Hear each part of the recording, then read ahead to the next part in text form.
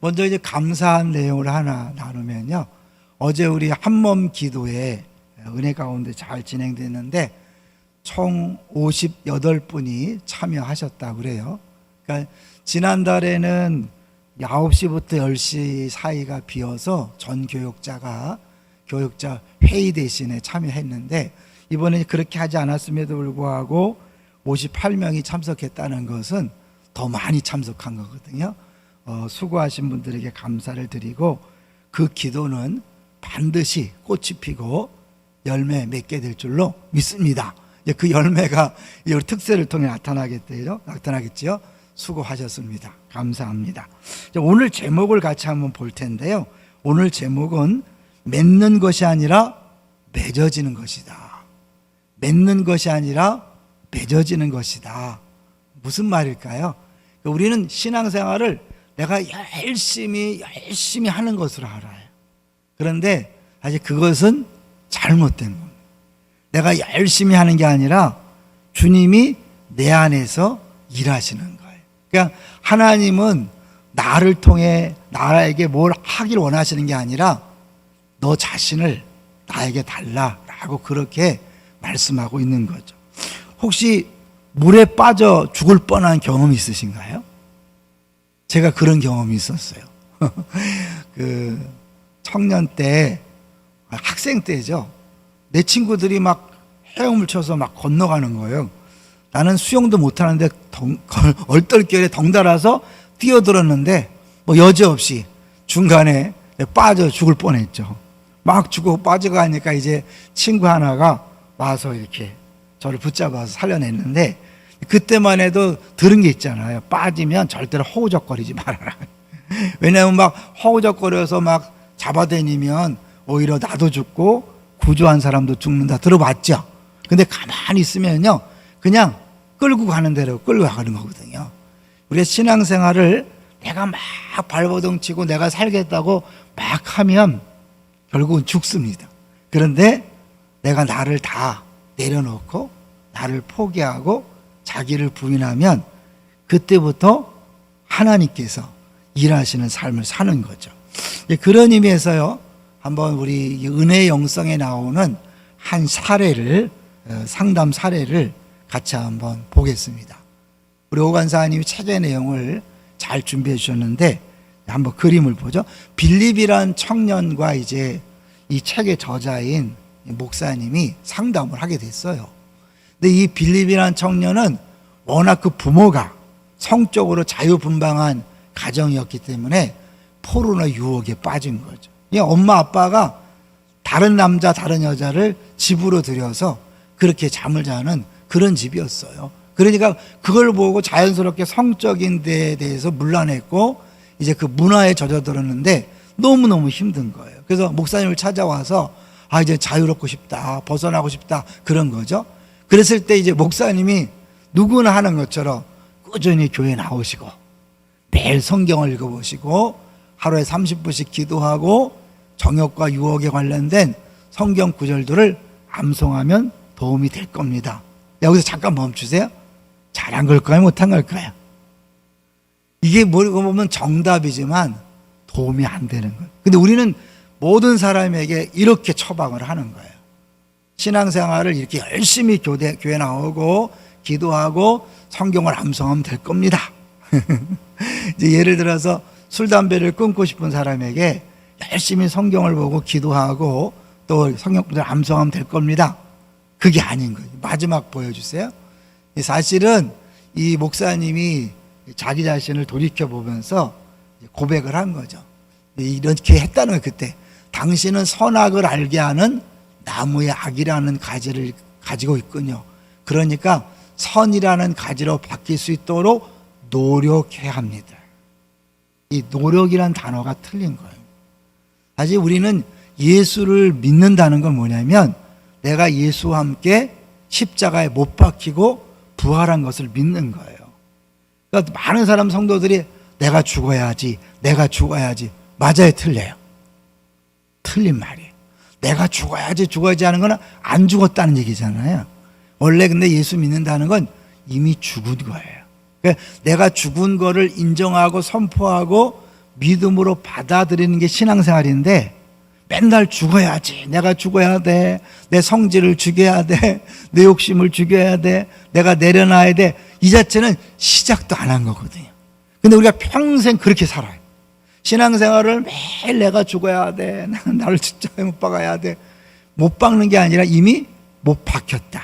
할렐루야. 나의 정체성을 내가 확실하게 아는 것이 신앙생활의 시작인 거예요. 그러니까 우리 대부분의 성도들이 신앙생활을 엄밀히 말하면 시작도 안 하고 평생을 엉뚱한 싸움을 계속하는 거예요. 그러니까 막 내가 헌신하죠. 열심히 헌신하고 주님 주를 위해 살겠습니다.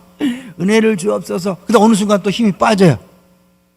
그러다 막 퍼져 있다가 다시 이제 뭐 특세합니다. 그러면 또 했다가 금방 은혜를 다 까먹고 나중에 어떻게 해요? 아유, 해면 뭐하냐. 실망만 크지. 안 해. 이 말은 뭐냐면 내가 열심히 해보려고 했다는 거죠. 그래서 이게 은혜의 영성이라는 그 책의 저자 얘기를 잠깐 하면요. 이 은혜의 영성이라는 분이 사실은 사역을 너무너무 잘한 분이에요. 이분이 8살에 정식 제식기 예수를 믿는 영접하는 사람이 됐는데 그런 면에서 우리 아이들이 이 특세 나오는 건 대단한 건데요. 이 사람이 8살에 목사님이 설교를 하는데 예수를 얘기하면서 우는 모습에 팍 박힌 거예요. 그걸 보면서 잘 모르지만 뭔가 있구나 라고 느끼면서 이제 예수님을 더 알아가고 싶다라는 마음이 생겼다는 거예요. 8살짜리가요. 그래서 10살 때 목사님을 찾아가서 목사님 다 예수님에 대해서 더 알고 싶습니다. 그러니까 목사님이 막 설명을 했지만 잘 못 알아들은 거죠. 그러나 분명한 것은 예수님이 나를 사랑하신다. 이거는 분명히 느꼈다는 거예요. 그래서 이분이 몇 살 때부터 설교를 했냐면 16살부터. 그러니까 우리나라랑 좀 분위기가 달라요, 미국은요. 근데 16살 때부터 설교를 시작했는데 자기가 이제 그때 설교한 내용을 기억하는데 옛사람을 죽이기 위해서 또 하나님이 나를 부르신 그 목적을 알기 위해서 열심히 노력해야 합니다. 그런 설교를 자그마치 21년 동안 해왔다고 고백을 해요. 왜냐하면 자기가 그 잘못된 설교했다는 거예요. 여러분, 그 하나님 앞에서 자기를 죽이기 위해서 또 하나님이 나를 부르신 목적을 위해서 열심히 노력하라. 틀렸어요, 맞았어요? 우리가 볼 때는 정상적인 설교죠. 근데 그렇게 자기가 21년 동안을 그렇게 사역을 했고 설교를 했고 19세에 목사를 한 거예요. 19세에. 엄청나죠. 근데 그렇게 이제 한 교회에서 어마어마한 부흥을 일으키고 다른 교회 가서 또 부흥을 엄청 일으켜서 최고로 빠른 시간에 부흥을 일으키는 목사로 전국에 소문이 나서 초청 강사가 되어서 막 여기저기 다니면서 설교도 하고 그랬다는 거예요. 그다음에 이제 세 번째 교회에 청빙을 받아갔는데 이게 이상하게 계속해서 인원이 줄는 거예요. 성도들이 줄는 거예요. 별별 방법을 다 써도 막 또 줄고 또 줄고 워낙 부흥의 경험이 있으니까 성장의 경험이 있으니까 막 다양한 방법을 계속 시도했대요. 근데 1년 내내 계속 주는 거예요. 그래서 이제 만 1년이 되어서 이제 성도들하고 결산을 해야 되는데 너무 비참하더라는 거예요. 인원이 줄었습니다. 실패했습니다. 말하기도 어렵고 그렇다 거짓말하기도 어렵고 그래서 그 전날 밤에 하나님 앞에서 막 기도하다가 원망을 했대요. 난 이게 뭡니까? 내가 그렇게 열심히 했는데 이게 뭡니까? 막 하는데 하나님께서 뭐라고 말씀하냐면 나는 너를 원한다. 이 말에 충격을 받은 거예요. 나는 너를 원한다. 무슨 말일까요? 나는 네가 열심히 하는 걸 원하는 게 아니라 너 자신을 원한다라고 하는 거예요. 신앙생활의 핵심은요, 관계라고 그랬잖아요. 하나님이 나를 일꾼으로 부르신 게 아니에요. 이제 우리가 또 얘기하겠지만 예수님이 나를 친구로 부르셨지 일꾼으로 부른 게 아니에요. 근데 우리는 나도 모르게 일꾼이 되어서 열심히 일하는 것으로 만족을 느끼고 내가 잘하고 있다고 자꾸 생각하는 거예요. 내가 열심히 기도하면, 열심히 찬양하면, 열심히 예배드리면, 열심히 성경을 읽으면 하나님이 기뻐하실 것이다. 하지 말라는 게 아니에요. 근데 그게 먼저가 아니라 하나님은 나를 먼저 원하고, 그리고 하나님과 관계를 맺은 상태 속에서 자연스럽게 기도가 나오고 찬양이 나오고 예배를 드리고 하는 거예요. 근데 이게 은혜의 영성이라는 거거든요. 근데 이거는 한 번에 되는 게 아니라 계속해서 한번 보게 될 거예요. 자, 먼저 우리 인간의 문제 한 박스 한번 보여주세요. 인간의 문제는 행위에 있는 것이 아니다. 하나님은 생명나무의 원리 안에 거하는 삶을 원하신다. 인간이 범한 최초의 죄는 바로 하나님 안에서 그분을 전적으로 의지하지 않고 독립적인 삶을 선택한 것이다. 그러니까 내가 내 마음대로 내 뜻대로 살아보고 싶습니다. 그게 죄의 뿌리거든요. 죄의 시작이에요. 그러니까 신앙생활도 똑같아 보이지만 어떤 사람은 내 안에서 예수님이 살아내는 인생 그 삶을 사는가 하면 내가 열심히 사는 사람이 있어요. 겉으로 볼 땐 잘 몰라요. 근데 본인은 알아요. 왜냐하면 하다가 지쳐. 하다가 힘이 들어요. 이게 잘 힘들어져. 반 했다가 또 지치고 막 했다가 또 지치고, 이게 전형적으로 내가 하는 신앙생활이거든요. 근데 그 진짜 성경에서 말하는 삶은 내가 하는 게 아니라 내 안에 그리스도가 사는 삶. 우리가 늘 외우는 말씀이 있죠. 이제는 내가 사는 것이 아니요 내 안에 그리스도가 사는 것이다. 그 앞에 보면 뭐예요? 내가 그리스도와 함께 십자가에 못 박혔나니.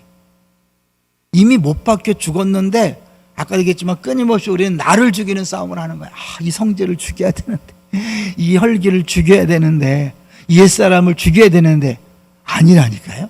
뭐예요? 이미 죽었다고 선포하는 거예요. 그러니까 아까 우리 그 목사님이 상담할 때 사실은 그에게 뭐라고 해야 되냐면 자기의 그 사람의 정체성을 알려줘야 돼요. 너가 예수를 믿는다는 것은 예수님과 함께 이미 죽었다는 것을 알아야 한다. 그러니까 내가 죽었기 때문에 끊임없이 내 안에서 내가 해보려는 것과 싸우는 게 아니라 그걸 선포하고 이제 뭐야? 전적으로 나의 삶을 주 앞에 드리는 삶을 사는 거거든요. 여기서 또 중요한 게 뭐냐면 우리가 이 헌신과 자기를 부인하는 게 좀 차이가 나는 걸 한번 잠깐 말씀드릴게요. 네 번째 박스를 보여주세요. 예수님 우리에게 헌신하라고 하지 않습니다. 헌신 예배 많이 드렸잖아요. 헌신하라고 하지 않고 자기를 부인하라고 말씀하신다. 그러면 내가 자기를 부인하는 게 나를 죽이는 거 아닌가? 아니요. 자기를 죽이는 게 아니라 이미 죽었음을 인정하고 그렇게 사는 거예요. 그리스도인의 삶에서 열매 맺는 삶을 방해하는 것은 자기 스스로 만족을 위해 살려는 마음이다. 내가 하나님을 위해서 살려고 애쓰는 마음이다. 뭐가 틀린 거예요? 내가 하나님을 위해 사는 게 뭐가 틀린 말이에요?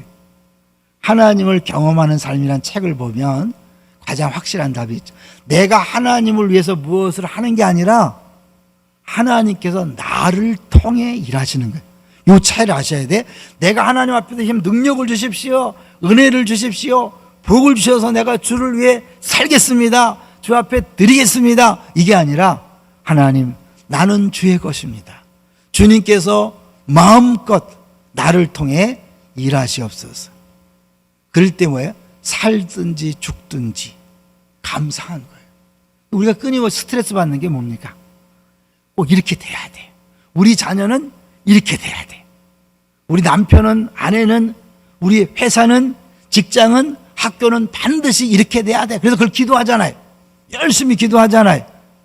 안 되면 어떡하죠? 안 되면 하나님 날 사랑하지 않는 게 아닌가? 하나님 정말 나와 함께 하시는가? 끊임없이 내 기도 제목이 우선이고 그 기도 제목을 들어줘야 하나님 나를 사랑하는 것이고 안 들어주면 사랑하지 않는다. 이게 이제 기본 패턴이잖아요. 중심이 누굽니까? 나예요, 나. 내가 세운 계획, 내가 세운 비전, 내가 세운 꿈, 내 자녀, 내 남편, 내 아내 끊임없이 내가 먼저 세워놓고 그걸 위해 열심히 기도하는 거예요. 핵심이 나잖아요. 내가 죽은 게 아니라 내가 그야말로 피둥피둥 살아서 내 하고 싶은 대로 하는 거예요. 하나님은 도구예요, 도구. 근데 말로는 하나님을 기쁘시게 하려고 한다 그래. 하나님의 영광을 위해 한다 그래. 근데 그건 하나님 영광이 아니라 자기 영광이고, 하나님을 기쁘시게 하는 게 아니라 자기를 기쁘게 하는 거죠. 그래서 사실은 내가 죽었다고 인정하는 사람은 더 이상 나를 위한 삶이 아니라, 명분은 하나님한 거지만 나를 위한 삶이 아니라 철저하게 하나님께서 나를 통해 일하시는 삶을 살기 위해서 끊임없이 주 앞에 나를 부인하고 나가는 거죠. 그래서 두 번째 박스를 보여주세요. 하나님이 원래 계획하신 것은 우리가 하나님의 생명을 기준으로 사는 것이지 선악이 아니었다. 늘 이렇게 언어를 보면 잘했냐 못했냐에 관심 있는 사람들이 있어요. 잘했냐 못했냐. 그러니까 신앙생활도 늘 뭐가 잘못됐는가, 뭐가 문제인가. 이게 틀린 게 아니에요. 뭐가 문제인지 뭐가 잘못인지 알아야 개선이 되잖아요. 근데 매사의 모든 기준이 잘했냐 못했냐. 여러분, 만약에 부부끼리도요 잘했냐 못했냐 갖고 살면 어떻게 해요? 지옥이에요. 우리는 완전하지 않기 때문에 잘했냐 못했냐를 계속 따지는 삶은 지옥의 삶이에요. 그러면 생명나무의 삶은 뭐냐면 잘했냐 못했냐가 아니라 용서하고 받아주고 그렇게 인정해주는 삶인 거예요. 선악의 기준이 삶에 들어왔어요. 그것이 삶의 중요한 가치가 되면서 도덕적인 행위를 갈구하는 마음이 생겨난 거예요. 그래서 계속해서 옳으냐 그르냐, 누가 맞냐 틀렸냐, 누가 잘했냐 못했냐, 얘도 계속 따지면 그 사람은 한이 없는 거예요. 만족이 없어요. 왜냐하면 쉽게 해서 50점 맞잖아요. 그러면 50점을 만족하지 않아요. 60점, 70점을 바라보게 되는 거죠. 근데 이게 이제 점수로 보면 우습지만 1시간 열심히 기도한 사람, 그 다음에 1시간밖에 못했어?